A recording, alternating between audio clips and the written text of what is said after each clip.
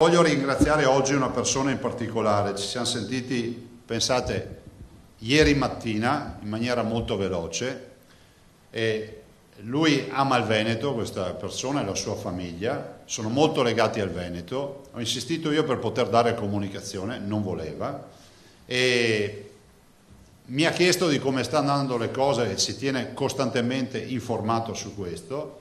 Mi ha detto quali sono le necessità, gli ho detto: guarda, noi abbiamo bisogno di comprare macchinari. Se hai macchinari o qualche contatto è come fosse ossigeno per noi, no? Oppure risorse per comunque pagare quelli che abbiamo comprato. E questa persona è Ennio Doris e ieri ha versato 5 milioni di euro alle casse della regione per sostenere le iniziative sul coronavirus. Io penso che al dottor Doris debba essere riconosciuta la stima e il ringraziamento da parte di tutti i veneti per quello che ha fatto, per il grande segnale che ha fatto, che avrà un duplice effetto. Il primo, che è quello di aver donato una cifra così importante, ieri dicevamo €1 ad abitante, no? 5 milioni di euro, e che è importante per noi. Pensate solo che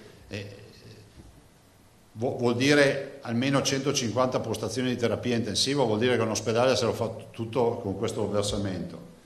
Dall'altro è un grande apripista, perché io immagino che apra la stura poi a tutta una serie di imprenditori che sono assolutamente, come si può dire, stimolati a seguire questa strada, una strada importante. Dopodiché non importano le cifre, però penso che la macchina veneta si sia sempre distinta nelle tragedie. Questa è la più grande tragedia che abbiamo toccato. Quindi un ringraziamento veramente di cuore al dottor Doris, a tutta la sua famiglia per questa scelta. E qualcuno dice sempre: ma tanto versano perché hanno i soldi. Io ne conosco tanti che hanno i soldi e non versano mai niente. Bon. 5 milioni di euro sono comunque 5 milioni di euro. Girateli come volete. Potete essere ricchi quanto volete, ma sono sempre 5 milioni di euro. E non aggiungo altro. Quindi veramente un ringraziamento al dottor Doris e, ripeto, alla famiglia, perché è stata una scelta di tutta la famiglia di fare questo versamento. E vi dirò che lui si è assolutamente messo a disposizione, ci siamo sentiti un paio di volte ieri, con una umiltà e un amore nei confronti del Veneto, e mi ha detto: mi sono veneto e voglio essere a fianco ai miei concittadini e voglio fare qualcosa a favore della mia terra.